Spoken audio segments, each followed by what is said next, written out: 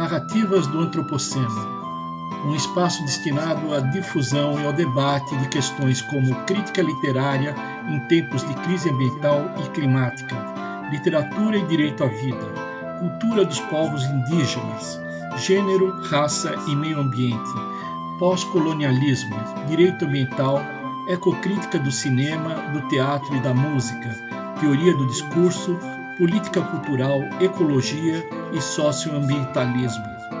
Narrativas do Antropoceno é produzido e apresentado por Guilherme Purvin, especialmente para o podcast da revista PUB Diálogos Interdisciplinares. A minha ideia era fazer uma abordagem sobre a questão indígena para comemorar o dia 19 de abril, ia fazer um debate sobre música popular e os índios. Então, peguei Caetano Veloso, Rita Lee, Baby Consuelo, Djavan, Legião Urbana, todos os que têm alguma música falando sobre índio. Daí a primeira questão que eu quis levantar foi saber qual a terminologia correta que se vai usar na abordagem, porque nos Estados Unidos se fala Native Americans e aqui no Brasil a gente encontra na música popular, todas as composições que procurei se referem ao índio, né? Daí eu queria saber se havia alguma discussão junto a esses povos a respeito da utilização do termo. E aí eu entrei nos vídeos que tem o Itaú Cultural, tem uma série de vídeos com depoimentos de várias lideranças indígenas, muito interessantes, de escritores, várias entrevistas, inclusive da Roda Viva, do Ailton Krenak, tem do Cacá Verá. Quando você usa a palavra índio, você está querendo dizer, pelo menos hoje, 387 tipos de etnias diferentes. Então ele singulariza. Entre nós, normalmente colocamos assim, povos originários, né? Cidadãos. Existe uma discussão grande a respeito do termo correto a ser usado, porque atualmente os povos indígenas não se sentem à vontade, não gostam que se use a palavrinha índio, que está muito estigmatizada. O escritor Daniel Munduruku explica essa questão numa palestra que ministrou e que está disponível no site do Instituto Itaú Cultural. É sempre uma forma desqualificada de chamar o outro. Quando essa palavra é usada pela sociedade brasileira, é no sentido do apelido, é no sentido do desdém. Uma das possibilidades é povos originários. Povos indígenas também é um termo que traz alguma polêmica, porque não abrange todos. Porque indígena é o oposto de alienígena. Indígena é aquele que nasceu naquele lugar, no lugar onde ele está. Alienígena é a pessoa que vem de fora. Fazer um episódio sobre povos indígenas, na verdade, é tão absurdo quanto um episódio sobre os europeus. Vamos falar sobre os povos europeus. Então, em uma hora, falar sobre português, sobre grego, sobre sueco, finlandês, búlgaro, islandês, alemão, é impossível. Então, a melhor forma de você se referir a um povo originário é você se referir à própria nação, à própria etnia a que se refere. Então, os Jecupés, os Guaranis, os Yanomamis, essa seria a forma mais correta. Povos originários é um termo mais abrangente, com o alerta de que esses povos originários representam aproximadamente umas 300 etnias e culturas diferentes. E quando você vai se referir a um específico, você vai para Parelheiros, você não vai falar povos originários, você fala os Guaranis. É mais adequado você falar os Guaranis. São muitas nações, muitas etnias, muitas culturas diferentes, que estão se perdendo todas pela prevalência massacrante da cultura europeia que veio para cá, né, e que conquistou o país. Então, hoje, nosso podcast está dividido em 2 blocos. No primeiro, a gente vai tratar de literatura, de arcadismo, especificamente do poema O Uruguai. E para tratar desse tema, eu contei com a participação do professor Ricardo Antônio Lucas Camargo. Depois, o segundo bloco será a primeira parte de uma entrevista mais longa que o professor Carlos Frederico Marés de Souza Filho concedeu para Narrativas do Antropoceno. Essa entrevista contou ainda com a participação da professora Sheila Pitombeira e do procurador de Estado Emanuel Fonseca Lima.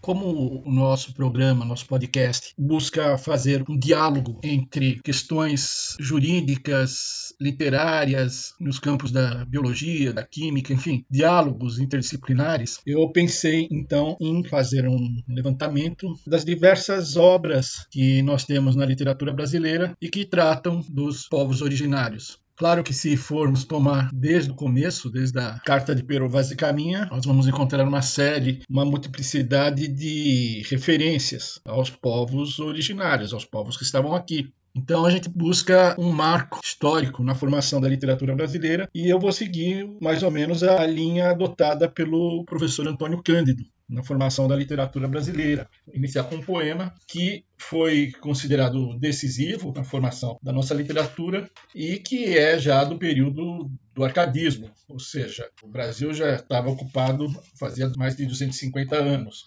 Os europeus já estavam ocupando cada vez mais o nosso território no processo de colonização. A obra, então, que eu escolhi foi o Uruguai, do poeta Basílio da Gama.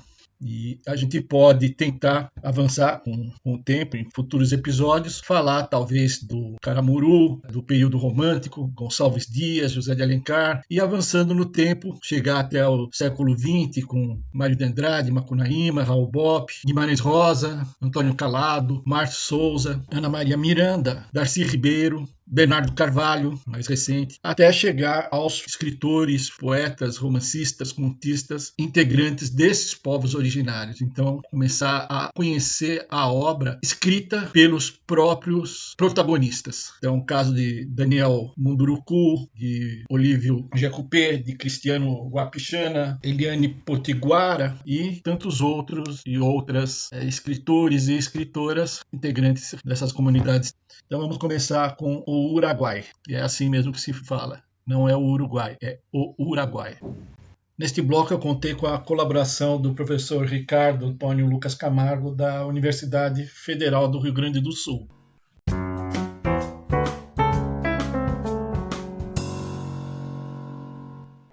O poema, lançado em 1769, portanto, antes até da Revolução Francesa. O Basílio da Gama integrava o arcadismo brasileiro e escreveu esse poema por um motivo político, inicialmente. Em 1769, o Basílio da Gama não era considerado um grande poeta, mas ele fez esse poema e, inclusive, ele é muito elogiado como um marco histórico na formação da literatura brasileira. Ele compõe esse poema para se poupar da acusação de jesuitismo. Ele estava para ser exilado para Angola sob a acusação de jesuitismo e compõe o Uruguai, que é destinado exatamente a louvar a política do Marquês de Pombal contra os jesuítas no Brasil. Então a gente está acostumado a falar sobre as missões, os 7 povos das missões dos Guaranis. Esse poema vai na linha contrária, ele denuncia os jesuítas, ele mostra assim, que os jesuítas, sob aquela perspectiva, e é uma perspectiva totalmente favorável ao ponto de vista do Marquês de Pombal, eles seriam pessoas más, devassos, corruptos e estariam prejudicando gravemente os próprios guaranis. Um momento histórico desse poema é na metade do século XVIII, 1756, que é o episódio da expedição dos portugueses e dos espanhóis contra as missões jesuíticas do Rio Grande. Eram 7 povos das missões, São Borja, Santo Ângelo, São Miguel. O que estava por trás dessa questão aqui era o Tratado de Madrid, em que foi feita a troca da colônia de Sacramento, lá na margem cisplatina, no Rio da Prata. Os portugueses tinham construído bem em frente a Buenos Aires, colônia de Sacramento, que é lá no Uruguai é chamada de colônia apenas. E eles haviam fundado em 1680 e, mais ou menos 70 anos mais tarde, eles decidem fazer essa troca. O Brasil fica com essa região onde é hoje o Rio Grande do Sul e iria para a Espanha, aquela região lá que integra hoje o Uruguai. Esse daí é o tema central do poema. Eu não sei se todo mundo conhece o enredo, mas é, em resumo, o seguinte. A história se passa num povoado, na região onde é hoje o Rio Grande do Sul, e os nativos foram catequizados por esse padre Balda. Lá nessa aldeia, nesse povoado, é que vive o Cacambo, o chefe da tribo, e a mulher Lindóia. O padre teve uma relação com uma indígena, com uma nativa, e é pai do Baldeta. E para amenizar a situação, o padre Balda quer fazer com que seu filho se case com a Lindóia. Só que a Lindóia é a mulher do Cacambo. Então, ele faz tudo que está ao alcance dele para que o Cacambo morra. Ele manda o Cacambo ir para missões perigosas, sempre pensando em que ele acabe morrendo numa batalha. Mas o Cacambo retorna para a aldeia e frustra as intenções do padre Balda. Numa dessas missões em que ele é mandado, o Cacambo acaba sendo capturado pelas tropas do general Gomes Freire, o Gomes Freire de Andrade. E no interrogatório, depois que o exército português fica sabendo quem é o Cacambo, o que está acontecendo, eles chegam à conclusão de que o grande vilão da história não é o Cacambo. O Cacambo, na verdade, seria um herói também. O vilão é o padre Balda. Então, eles soltam o Cacambo para que ele volte à aldeia. O Basílio da Gama não diz qual desses 7 povos é. Eles soltam o Cacambo para que ele alerte seu povo de que o vilão, de que o inimigo, na verdade, são os jesuítas. Então, é sempre esse tom pombalino que tem o poema, que contrasta, por exemplo, com quem viu o filme A Missão, com Jeremy Irons e o Robert De Niro, percebe que existe essa diferença grande de visão entre aquele filme e esse poema. Quando o Cacambo retorna, o padre dá uma poção venenosa para o Cacambo e o Cacambo morre envenenado. É uma das passagens que eu acho muito bonitas desse poema. Tinha Cacambo real esposa, senhorio Lindóia, de costumes suavíssimos e honestos, em verdes anos. Com ditosos laços amor os tinha unido, mas apenas os tinha unido quando ao som primeiro das trombetas lhe arrebatou dos braços a glória enganadora. Ou foi que Balda, engenhoso e sutil, quis desfazer-se da presença importuna e perigosa do índio generoso, e desde aquela saudosa manhã que a despedida presenciou dos 2 amantes, nunca consentiu que outra vez tornasse aos braços da formosa Lindóia e descobria sempre novos pretextos da demora. Tornar não esperado e vitorioso foi todo seu delito.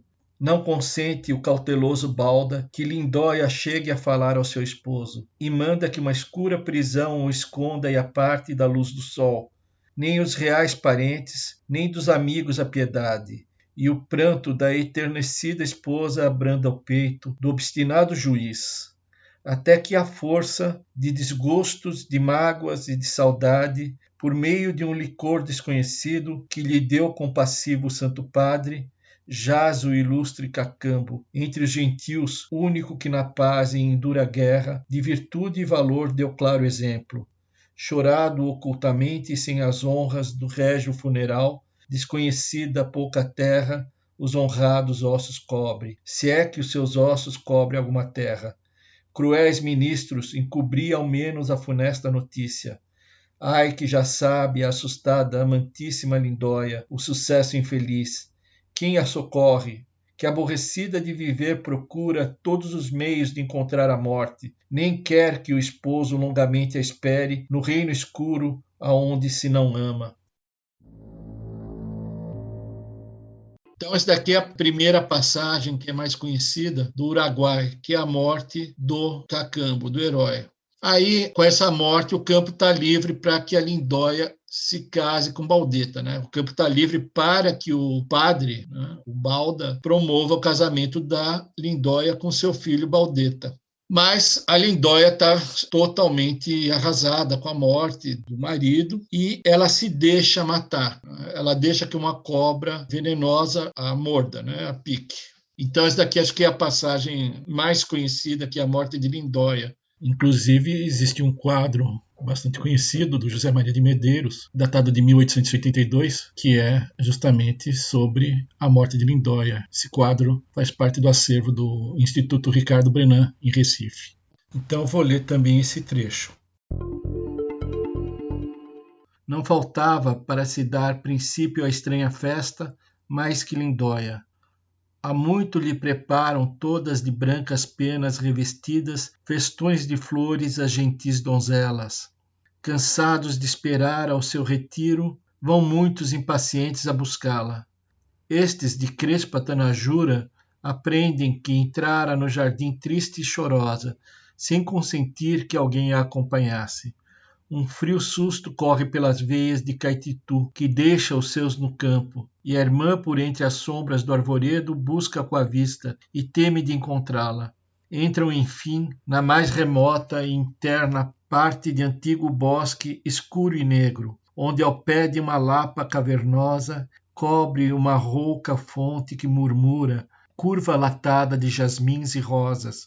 Este lugar delicioso e triste, cansada de viver, tinha escolhido para morrer a mísera Lindóia. Lá reclinada, como que dormia na branda relva e nas mimosas flores. Tinha a face na mão e a mão no tronco de um fúnebre cipreste, que espalhava a melancólica sombra. Mais de perto descobrem que se enrola no seu corpo verde serpente, e lhe passeia, e cinge pescoço e braços, e lhe lambe o seio.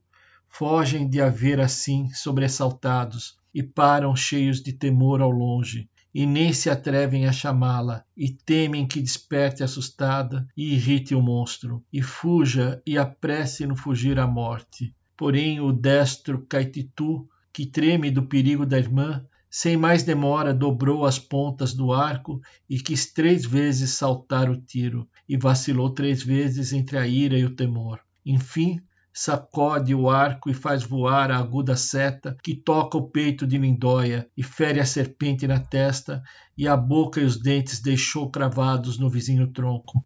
Assolta o campo com a ligeira cauda o irado monstro, e em tortuosos giros se enrosca no cipreste, e verte envolto em negro sangue o lívido veneno. Leva nos braços a infeliz Lindóia, o desgraçado irmão, que ao despertá-la conhece com que dor no frio rosto os sinais do veneno, e vê ferido pelo dente sutil o brando peito.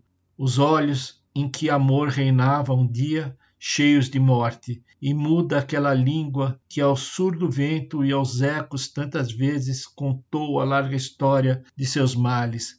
Nos olhos Caititu não sofre o pranto, e rompe em profundíssimos suspiros, lendo na testa da fronteira gruta, de sua mão já trêmula gravado, o alheio crime e a voluntária morte, e por todas as partes repetido o suspirado nome de Cacambo. Ainda conserva o pálido semblante, um não sei que de magoado e triste, que os corações mais duros enternece, tanto era bela no seu rosto a morte.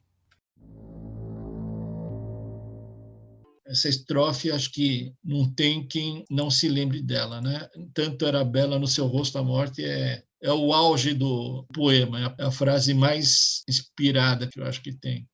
Embora a gente não esteja aqui fazendo nenhuma análise ecocrítica do poema, não dá para a gente deixar passar o cenário que foi desenhado por Basílio da Gama nesse episódio da morte de Lindóia. Ela se apoiar num cipreste é demonstração ou de total desconhecimento dos ecossistemas no Rio Grande do Sul, ou é pura e simplesmente uma confissão de que ele estava adotando um modelo totalmente eurocêntrico de poesia. Nesse caso, o cipreste, que é uma árvore nativa da região sul da Europa, demonstra que não havia nenhum conhecimento do poeta com relação ao cenário em que se desenrolam as guerras com os povos guaranis. O Nelson Werneck, né, no livro História da Literatura Brasileira, falando já para frente, né, 70 anos, que é o nascimento do da escola indianista, né, do romantismo, quando ele está falando da presença dos indígenas, né, dos povos indígenas na literatura, ele faz uma correlação com a literatura de utopias. Então, é interessante a gente pensar nisso daqui, porque está vendo hoje uma crítica bem ferrenha à forma como José de Alencar se referia aos povos indígenas, que jamais existiu uma Iracema, assim, um Ubirajara, enfim, um Peri, na forma como é descrito, mas ele faz essa referência a isso daqui. Ele diz o seguinte: quem se der ao esforço de conhecer os trabalhos arrolados no campo das utopias, há de verificar que as terras distantes tiveram neles uma situação de realce particular. E não só as terras distantes, como os homens que as habitavam, tão diferentes do europeu daquele tempo, tão ingênuo em sua maneira de viver, tão espontâneo em suas manifestações, tão livre na expansão de seus impulsos. Então, tem essa questão aqui da utilização, né, da descrição do universo indígena como uma utopia, e daí você vai para Tomás Moros, né, para Campanella, você percebe que esses filósofos, né, esses escritores, se referiam ao distante, bom selvagem como um contraponto à civilização europeia. E é interessante também, o Nelson Werneck Sodré também fala disso, que eles poderiam fazer, mas não fazem o mesmo com relação aos povos africanos. Eles escolhem os indígenas. Depois ele cita também uma outra parte aqui, que é do Afonso Arino de Melo Franco, um livro chamado O Índio Brasileiro e a Revolução Francesa, de 1937. E ele diz o seguinte, o Afonso Arino de Melo Franco: os filósofos quientistas impossibilitados de criticar abertamente as injustiças do tempo por causa da severa vigilância que a Igreja e o Estado exerciam sobre toda a produção intelectual aplicada aos assuntos políticos, começam a fazer insidiosas descrições de comunidades ideais que viviam num verdadeiro reino de venturas, exatamente porque adotavam e praticavam instituições que eram opostas às vigentes nos países civilizados da Europa. Eu nunca tinha pensado sobre essa perspectiva. Apesar de estar falando aqui do romantismo, né, eu acho que dá perfeitamente para a gente transplantar para a análise do Uruguai, principalmente a gente verificando como é que o Basílio da Gama se referiu aos jesuítas, ao português que foi lá fazer cumprir as determinações do Marquês de Pombal e aos povos indígenas, aos guaranis.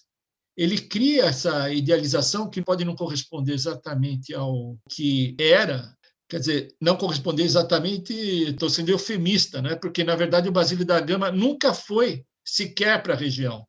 Se não me falha a memória, ele escreveu isso daqui, ele já estava em Lisboa, com base em informações. Ele era um carioca e estava em Lisboa escrevendo praticamente uma encomenda do Marquês de Pombal. Então, ele está claramente usando essa figura aqui dos personagens, né, como uma forma de fazer um contraponto, porque ele deixa bem claro que os jesuítas são péssimos, não tem nada dessa doçura, né, quanto tantas pessoas falam sobre o comunismo cristão que os jesuítas estavam tentando trazer e desconsiderando o fato que eles estavam destruindo, né, violentando totalmente a cultura dos povos indígenas. Depois veio o Marquês de Pombal, que fez tudo o que os jesuítas não deviam fazer e mais ainda, porque pelo menos os jesuítas sistematizaram em Engatu.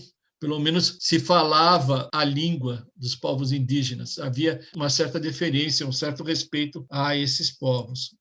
Embora essas referências aqui que ele faz sobre as literaturas utópicas e sobre a utilização das comunidades indígenas como criação de um personagem para que se possa contrapor, para que se possa fazer uma crítica à Igreja, ao Estado, a partir de um contraste, né? Então você tece loas ao modo de vida dos povos nativos e, com isso, você está criticando os vícios da Igreja e do Estado português. Embora isso daqui se refira à poesia do Gonçalves Dias, aos romances de José de Alencar, dá para a gente utilizar no Basílio da Gama, especificamente quando a gente está falando aqui do Uruguai. O Alfredo Bose, né, ele fala: rejeitando o belicismo fácil com que os nobres se serviam dos camponeses, Basílio da Gama é o homem do fim do século XVIII, cujos valores pré-liberais prenunciam a Revolução e se manteriam com o idealismo romântico. Contam no mesmo tom o herói pacífico Tomás Antônio Gonzaga, Silva Varenga e Santa Rita Durão. E quanto não diz ao herói oficial do poema a fala dos verdadeiros heróis Cacambo e Cepé, como apologia da vida natural, avessa às hierarquias da milícia, da corte e da cúria. Então, acho que isso daqui que o Alfredo Bozzi fala é exatamente na mesma linha do que falou em 1937, né, o Afonso Arino de Melo Franco. Eu acho que tem muito, né, nesse poema de se utilizar a figura desses personagens indígenas como um contraponto aos modelos políticos que havia então. Então, não quero nem a política dos padres jesuítas, mas também não quero da corte, né, de Portugal, de Lisboa. O Antônio Cândido afirma, né, que, embora não seja um super poema, ele foi um ponto decisivo, quiçá o mais importante para a formação da nossa literatura. Isso daqui ele afirma textualmente no livro, na formação da literatura brasileira. E o Antônio Cândido destaca que o Basílio da Gama buscou descrever o conflito entre essa ordenação racional da Europa e o primitivismo dos povos indígenas, deixando transparecer um encantamento muito maior pelo próprio povo indígena do que pela política portuguesa do Marquês de Pombal, para a qual ele havia elaborado o poema. Então é engraçado isso daqui. Ele escreveu o Uruguai para louvar a política do Marquês de Pombal, mas enquanto ele escrevia, ele acabou se fascinando, né, deixando claro que ele estava muito mais interessado em mostrar seu encantamento por esse bom selvagem, né, por essa forma, né, de pureza não viciada pela cultura europeia, do que ficar tecendo elogios a luta dos militares portugueses e espanhóis naquele processo. Tanto que as partes relativas a isso, a política e a batalha, são muito fracas. O mais bonito são as passagens líricas, falando essas duas que a gente leu aqui, da morte do Cacambo e a morte da Lindóia. Então eu passo agora a palavra ao professor Ricardo Antônio Lucas Camargo para as suas observações. Então, por favor. Sim, sim. Bom, o que eu ia dizer é o seguinte, é que, além da questão da ambiguidade do Uruguai, que, num certo sentido, nós vemos ali aquele ânimo de exaltar as forças do Tratado de Madrid, e realmente as partes em que há uma exaltação ao líder militar dos que vão fazer valer o Tratado de Madrid, são, sob o ponto de vista literário, fracas e, para não dizer até um pouquinho enfadonhas. Vamos ser bem sinceros. São partes que até a gente esquece no poema. Que as que a gente se lembra mesmo são aquelas em que aparecem os autóctones, em especial Cacambo, o Cepé, a Lindóia e tudo mais. E me lembrou muito o tratamento dado pelo Basílio da Gama aos autóctones daqui, aos povos originários daqui, do Rio Grande do Sul, lembrou muito o tratamento que Homero deu aos troianos na Ilíada. A relação do Cacambo com a Lindóia lembra muito, tem uma aproximação muito grande com a relação entre o Heitor e a Andrômaca na Ilíada. O Heitor é o grande herói dentre os inimigos dos gregos. E quem pega a Ilíada, o próprio tradutor da Ilíada, o Manuel Odorico Mendes, que fez a tradução mais difícil de ler que eu conheço, diga de passagem, por causa daqueles terríveis neologismos que ele fez naquela obsessão de aproximar-se o mais possível do original, mas ele mesmo mostra uma grande simpatia pelo Heitor, que não é um semideus. É um herói humano que se preocupa com a própria família e se preocupa também com o bem da coletividade que ele está a defender. E é curioso isso porque, Guilherme, porque aqui nós temos um nascimento da literatura indianista tomando como referencial o poema épico grego. E nós vamos ver já na literatura romântica, eu até digo em tom jocoso, né? Gonçalves Dias e José de Alencar pegaram o herói dos romances de cavalaria e despiram-no e transformaram-no em índio brasileiro. O Peri é um Galaás perfeito, O Birajara se aproxima demais de um Lancelot. Então, são essas questões que eu gostaria de trazer, ou seja, essa idealização do índio e o referencial que se colocava também para o Basílio da Gama dentro do movimento que ele integrava, que era o Arcade, né? Eu até gostaria mas eu não vou fazer isso porque aí eu ia tomar um tempo que não é meu, né? Justamente, eu até gostaria de lembrar do papel do Marquês de Pombal como representante do despotismo esclarecido, e a briga dele com os jesuítas também tem muito a ver com isso, mas eu acho que isso teria que ser discutido numa outra oportunidade. Muito obrigado.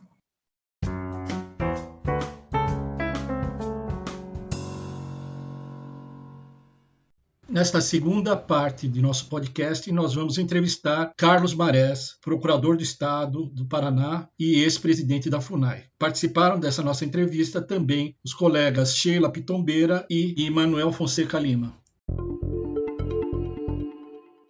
Carlos Frederico Marés de Souza Filho cursou Direito no período de 1965 a 1969.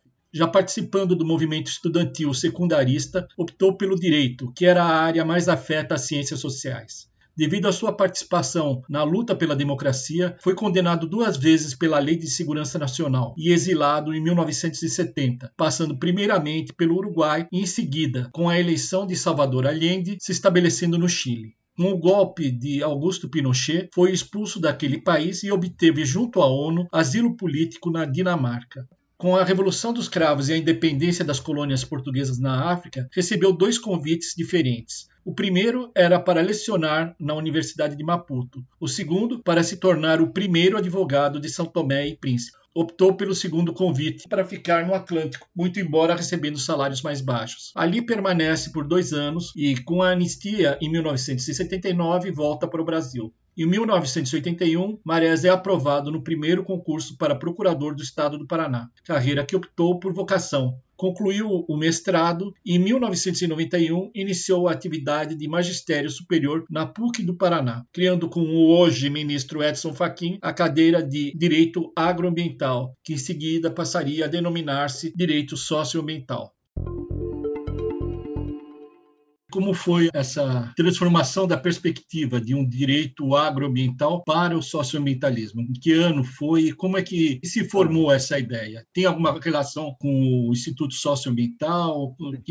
Toda a ligação. Eu digo que quando eu montei a disciplina da agrário ambiental, o nome dele era agrário ambiental, o agrário era sócio. A perspectiva era socioambiental mesmo, já era socioambiental quando foi criada. Não foi criada com esse nome porque esse nome não existia. Você imagine que quando nós montamos o mestrado em Direito Socioambiental na PUC, a CAPES não aceitou títulos, porque dizia que socioambiental não existia, que esse nome não existia, nós não podíamos fazer. Então ficou Direito Social, Econômico e Ambiental, não podia pôr o nome socioambiental.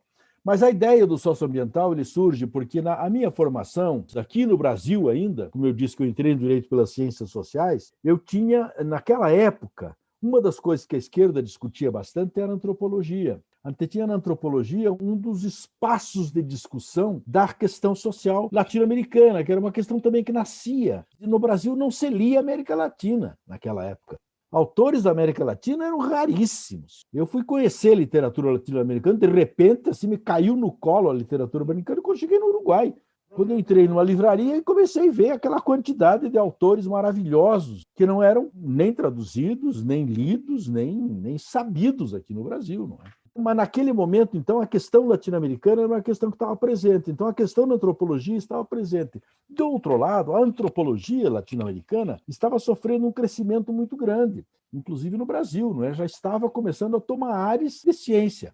A minha vida fez parte, mais ou menos, dessa questão antropológica. A minha experiência na África me reforçou completamente isso e me deu a dimensão do que é a diferença cultural. Quem vive na África durante 2 anos, não é possível que não entenda o que são os processos culturais e o que é o processo colonial. Não é possível que não faça a relação entre o fim do processo colonial que estamos vivendo e a América Latina. Não é possível que não comece a conceber isso. Então, eu digo que tanto eu já saí com um certo matriz antropológico, e quando passei pela África, aí virou com uma intensidade muito grande. Quando eu voltei para o Brasil, também tive muita sorte de que a antropologia estava discutindo, a Associação Brasileira de Antropologia estava discutindo questões muito prementes. Aliás, chamava-se, esse era o nome, Antropologia Urgente. Muito prementes, que eram a absoluta violação dos direitos indígenas no Brasil, porque a ditadura foi massacrante para os indígenas. Ninguém no Brasil sofreu mais que os povos indígenas. E eu digo isso pelo número de mortos. Enquanto os mortos gerais do Brasil não chega a 1 milhar, indígena foi 8 mil. Portanto, são 8 vezes mais, no mínimo. Os povos indígenas foram massacrados durante a ditadura. Já estavam sendo antes, não é que a ditadura inaugurou o massacre, não é? Não, não é verdade. Já estavam sendo antes, mas a ditadura aprofundou o massacre.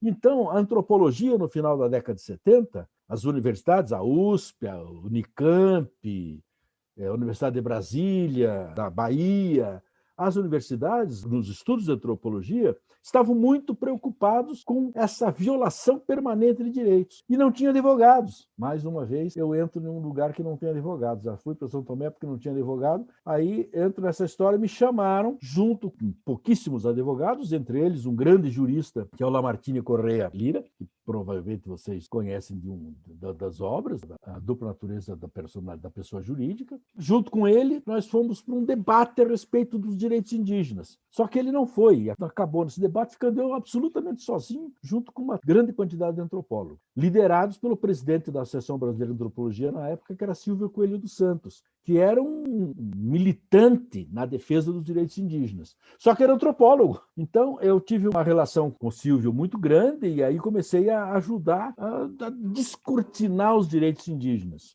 E, principalmente, um grupo de antropólogos de São Paulo, o Silvio é de Santa Catarina, não é? Um grupo de São Paulo, liderado por Manuela Carneiro da Cunha, começou também um trabalho que aí já tinha alguns indígenas junto, Ailton Krenak, Álvaro Tucano, um grupo Davi Yanomami, que era muito jovem na época. Era um grupo que estava começando a se articular a questão indígena brasileira pelos indígenas, junto com os antropólogos de São Paulo. E aí calhou a sorte, o destino, que eu fosse o advogado desse grupo. Então, aí essas coisas, aí isso não larga mais, né? Porque não tem mais, como eu não estava lá e nunca entrei junto com a Comissão Por de São Paulo e com esse grupo de antropólogos e indígenas, nunca entrei como profissão. Eu não fui lá como advogado contratado. Eu era procurador de Estado, eu tinha o meu salário de procurador de Estado, então eu roubava o tempo do Estado, né? Tirava o meu tempo possível do Estado para trabalhar sempre pro bono. Então, eu construí uma relação de profunda amizade com essas pessoas, esses indígenas, e o movimento indígena de uma forma geral. Depois isso se estendeu, depois de 88, aos quilombolas, mas isso já é uma história muito mais recente, não é? 10 anos depois. Então, eu parto dessa concepção, que é uma concepção indígena. No meio disso, estava o grupo que veio a se formar posteriormente no Instituto Socioambiental, que era o grupo da igreja ligado ao Centro de Documentação e Informação, CEDI, de São Paulo, que fazia já na época um trabalho de documentação, exatamente, esse era o objetivo, de documentação dos povos indígenas brasileiros. Era um grande projeto com financiamento internacional muito grande, que era para levantar a existência dos povos. Porque a garantia era de que, se confirmasse a existência dos povos, era a única chance de garantir os seus direitos. Porque enquanto eles fossem negados como os povos, não havia direito possível garantir. Então, eles partiam da ideia de que tinha que registrar a existência. Depois, o CEDI se transformou, como você vê, ele é indígena, mas ele foi ganhando lustros ambientalistas, se associou com parte da SOS Mata Atlântica e acabou se formando o Instituto Socioambiental. Eu fazia parte do grupo de advogados que defendiam o direito e utilizava as informações do CEDI para poder garantir que eles, existindo, tinham direitos. Então, essa mais ou menos é a conformação da criação do socioambientalismo, né? Que a primeira expressão é o Instituto Socioambiental, sem dúvida. Marés, não sei se você viu aquela resolução número 4, agora em janeiro, da FUNAI, que restringe os critérios de autoidentificação dos povos indígenas, introduz a heteroidentificação. Você poderia falar alguma coisa sobre esse assunto? Sim. Uma das questões que a antropologia sempre defendeu e que não tinha como não defender desde a década de 70 era exatamente a autoidentificação, dizendo que ninguém podia identificar uma coisa que é de fora, né? O outro não podia identificar um, o um tinha que identificar um, né? Essa é uma questão mais ou menos meio óbvia, não é? Os indígenas, os povos têm que se identificar como coletivos, não é? Sejam eles indígenas ou não. E essa é uma questão muito presente. E essa questão estava muito presente na ditadura militar. Na década de 70, toda a ideia, a construção teórica em relação aos indígenas é que é o Estado que identificava. Apesar do Estatuto do Índio de 1973, portanto, em plena ditadura, ter tido um artigo de autoidentificação, dizendo que os índios se autoidentificam. Havia uma contradição em 78, 79, que era uma lei federal da ditadura, que é o Estatuto do Índio, garantindo a autoidentificação, e uma prática política, de políticas públicas, de heteroidentificação. Esse nome heteroidentificação é o nome que deram agora, é uma invenção. Na verdade, era reconhecimento, se falava no puro reconhecimento. Se o Estado tem que reconhecer, se o Estado não reconhece, não é índio. Essa é a questão. Se o Estado reconhece que é um povo, tem que dar a terra, etc. Se não reconhece, não tem que dar nada. E ao contrário também vale. Se o Estado vai reconhecer, ele diz onde é que eles estão e, portanto, reserva a terra para eles. Mais ou menos essa é a concepção dos Vilas Boas, por exemplo, em relação ao Xingu. Primeiro arranja uma terra, depois bota índio dentro. Então, essas concepções é que estavam muito claras no final da década de 70 para as políticas públicas. E é uma reação. Então, quando eu falei da antropologia urgente e quando eu falei do início dos povos indígenas tomarem o protagonismo de suas lutas, qual é a reivindicação indígena básica? Nós nos auto-identificamos e nós temos o direito na terra que estamos. Básico. Bom, isso avança durante a década de 80 para dois documentos fundamentais para o Brasil. Um é a Constituição Brasileira, que a gente nunca conseguiu pôr o nome autoidentificação, mas ele é óbvio que é uma autoidentificação na leitura, não está lá escrito, mas no documento do ano seguinte, que é a Convenção 169, os índios conseguem emplacar o nome autoidentificação. E aí são os indígenas, não são os indígenas só da América, são os indígenas da América são protagonistas, mas aí há indígenas do mundo inteiro, menos da África. Tem indígenas da Europa, tem os Sami lá do norte da Finlândia, Noruega e Suécia, tem os indígenas japoneses, tem de todo mundo aparece, da Austrália, etc. Está todo mundo representado ali para construir a autoidentificação. Pois bem, em 88 ficou consolidada a autoidentificação. Não há mais dúvida, para o mundo inteiro, não é mais para o Brasil, é para o mundo inteiro, porque isso já estava praticamente consolidado na ciência. E agora, em janeiro, a FUNAI resolve que tem que ter uma heteroidentificação, com um parecer jurídico, que é muito curioso, com um parecer jurídico que toma a enganação jurídica que se faz, não é? Toma um parecer de Manuela Carneiro da Cunha de 30 ou 40 anos atrás, que dizia o quê? Que dizia que os povos têm que ser reconhecidos por autoidentificação, que não há outra forma de reconhecimento. Então, pinça palavras do parecer da Manuela para dizer que a autoidentificação tem que ser feita, mas que o Estado, em todo caso, tem que também reconhecer. Então, na verdade, é um parecer que diz o que a Manuela diz, só que diz que a Manuela não diz.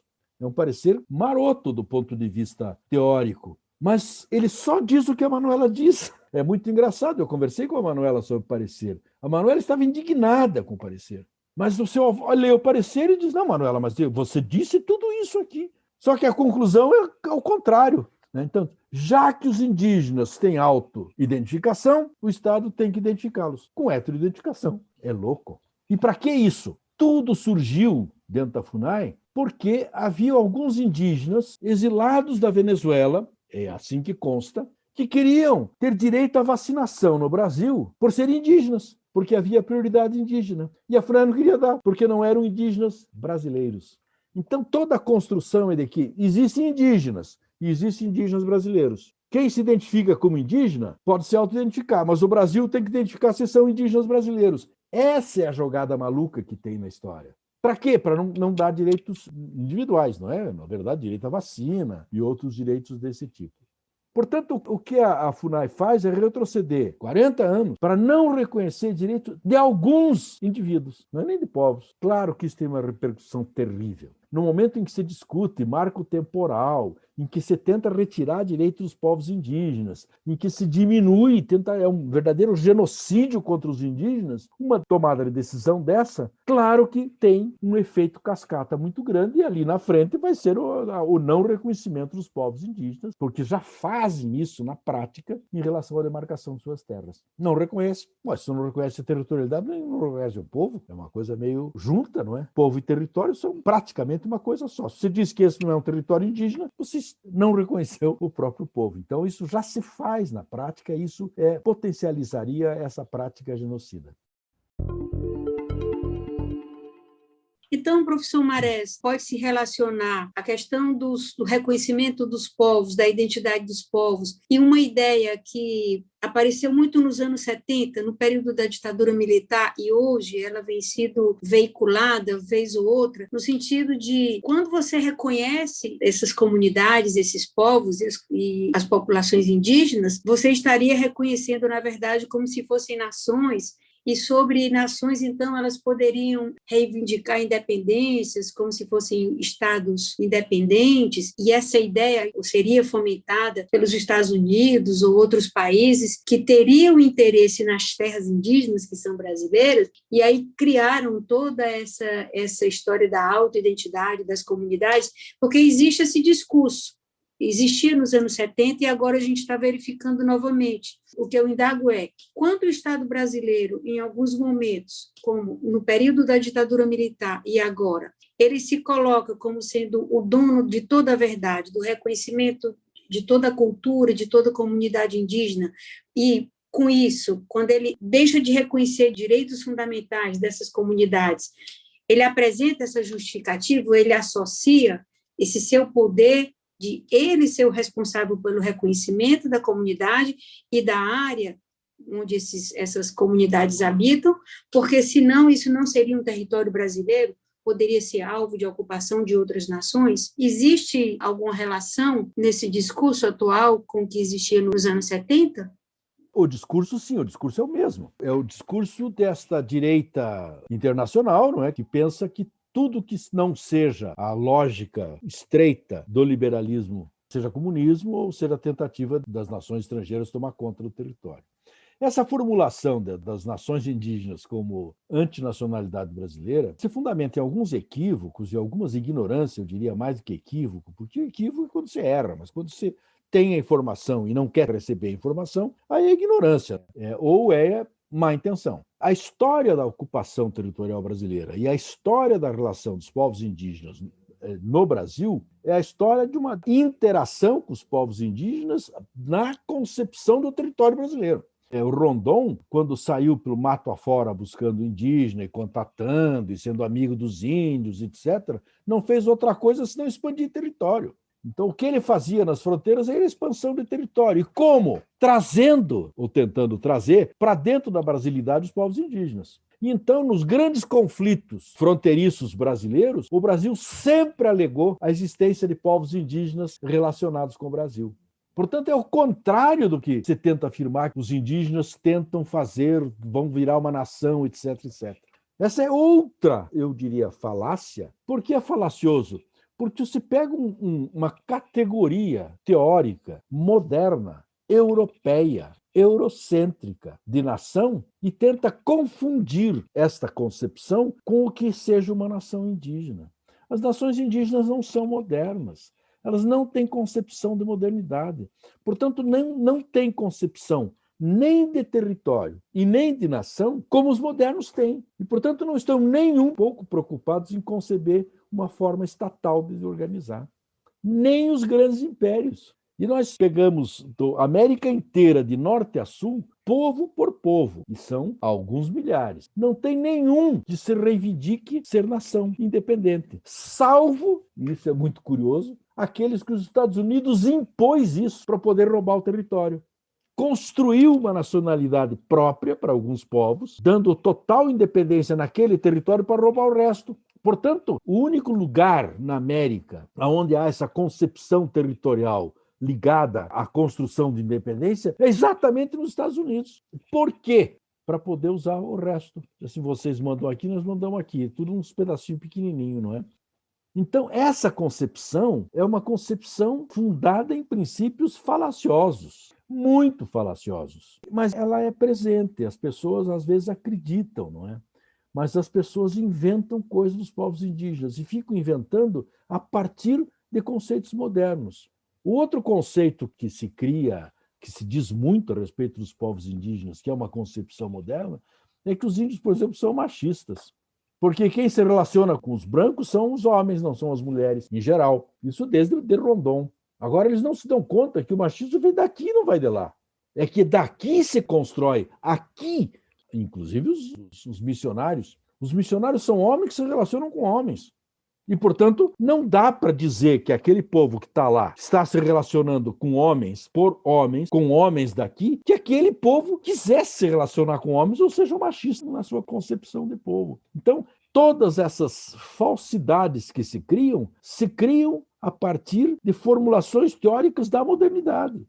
E não se pergunta para o povo como é que ele se formula. Não pergunta. Hoje, há mais facilidade de interlocução com esses povos.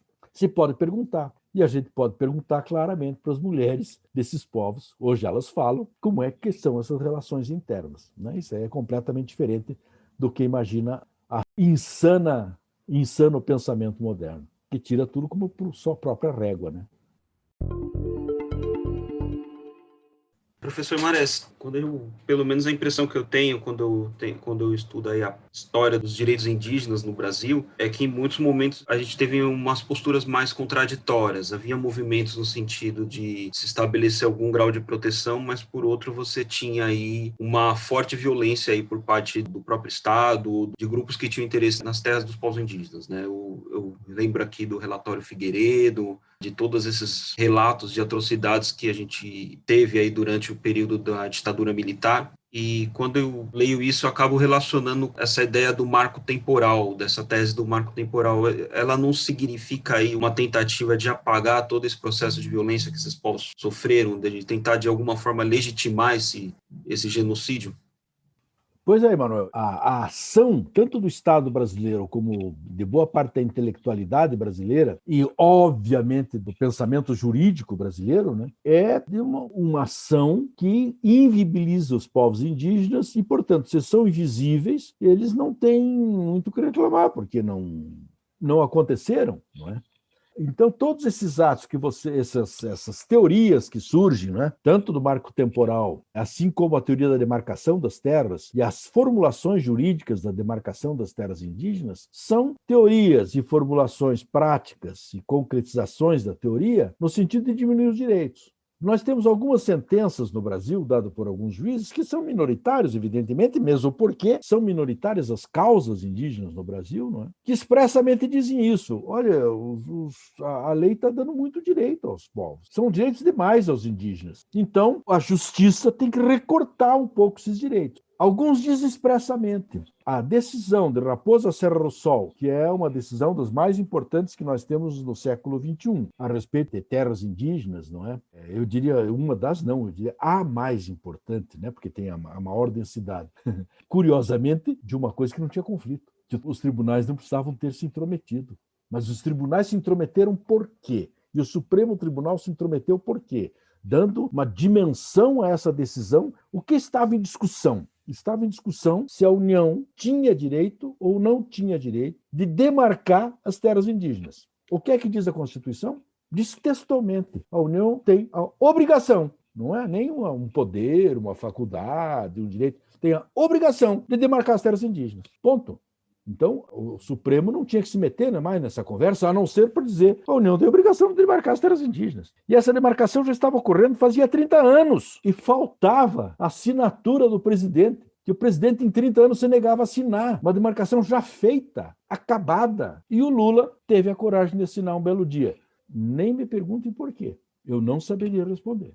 Por que num belo dia ele assina a homologação do Raposa Serra do Sol? e vira o pandemônio. Porque num pedacinho desse tamanho da área, que era grande, tinham se estabelecido à força alguns arrozeiros que estavam plantando arroz. Então você dizia, bom, aquelas terras eram improdutivas, porque eram terras indígenas. Os índios não produziam nada. E agora, para o fortalecimento da economia de Roraima, está se produzindo arroz. Era uma área relativamente pequena, não era uma área grande. Em função dessa discussão acontecida depois da demarcação, vai ao Supremo para discutir tudo. E o Supremo tem uma decisão fantástica, a mais importante decisão sobre terras indígenas que o Supremo já teve no século XXI. Eu acho que existem algumas anteriores que vale a pena a gente pensar, mas sem dúvida mais importante. Por quê? Porque o Supremo resolve decidir não para a Raposa Serra do Sol, resolve decidir para todas as áreas indígenas. Fazendo o quê? Diminuindo os direitos, recortando os direitos, passando tesoura no direito, a partir da demarcação, o que é um absurdo total. É contra todo o direito. Contra qual direito? Contra o direito escrito na Constituição e contra o direito escrito na Organização Internacional do Trabalho, a OIT, na Convenção 169. E mais, na Declaração dos Direitos dos Povos Indígenas da OEA e da ONU. Portanto, são 2 declarações de direitos, mais um tratado e mais uma Constituição para o Brasil, que combina, o que é mais interessante, com as constituições da América Latina inteira. Portanto, nós devemos imaginar que isso é direito. Se estão em várias constituições, se estão nas constituições, na Convenção e estão nos tratados, nós podemos imaginar, nós juristas podemos imaginar que isso é direito.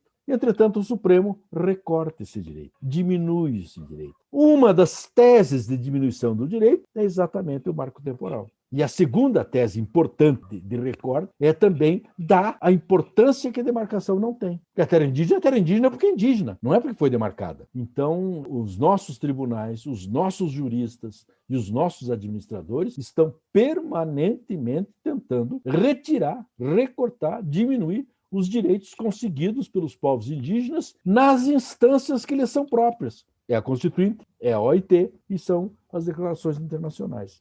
Então você tem toda a razão nesse respeito. Dá para discutir o direito em si do marco temporal? Claro, é uma discussão teórica que a gente pode ter, e nós temos alguns juristas que discutem a importância do marco temporal, mas, no fundo, o que se está fazendo é um recorte de direitos, é uma diminuição de direitos. Isso acontece desde do século XVII. Sempre que aparece um direito qualquer, esse direito é rapidamente recortado. Não só para os indígenas, mas se nós olharmos também para os povos escravizados, especialmente africanos, isso é exatamente igual. Cada vez que se conseguia algum direito, se dizia que não se aplicava bem assim, que era mais complicado aplicar, que não podia ser aplicado, e assim era, não é? A começar pela Constituição de 1824, que garante a liberdade a todos os cidadãos brasileiros, menos aqueles que não eram cidadãos, é claro. E quem não era cidadão? Os escravos. Essa é a interpretação que o direito vem dando sempre aos direitos, a esses direitos, os direitos que não interessam à classe dominante e, ao contrário, interessam só àqueles que têm uma vida dependente do direito. Ou seja, a utilização do direito é quase como um instrumento de pilhagem, né? Para pilhar direito dos povos originários. Muito bem apontada essa questão que o professor colocou, porque eu me lembro muito de ver esse incômodo que alguns têm. É muita terra para pouco índio, mas eu não vejo essa preocupação demográfica quando você discute em relação à questão de concentração fundiária nossa aí, é meio seletivo, né?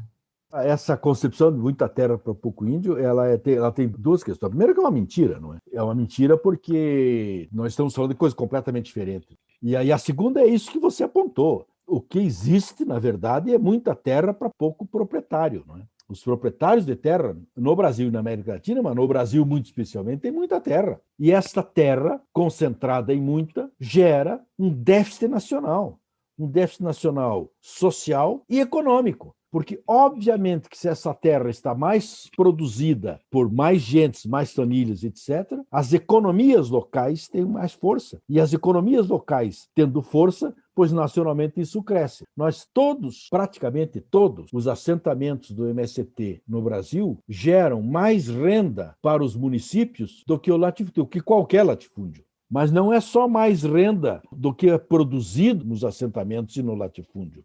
É mais renda também na circulação de mercadorias e de valores, porque se você tem mais gente que está consumindo e consumindo melhor, você obviamente tem mais comércio na região. Então essa conta é uma conta que pode ser feita em qualquer cidade brasileira. A conversa está do lado contrário, né? O que tem é extensões de terra muito vastas para pouca gente que paga pouco imposto, porque não circula mercadoria. Bom, e não paga imposto também, né? A agricultura não paga imposto, mas independente disso, não circula mercadoria, não faz circular mercadoria.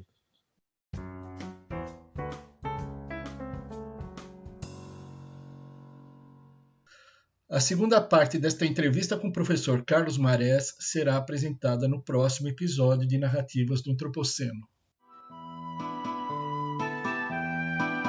Narrativas do Antropoceno é um podcast criado, produzido e apresentado por Guilherme Purfim, especialmente para a revista PUB. Conheça o blog da revista PUB acessando www.revista-pub.org.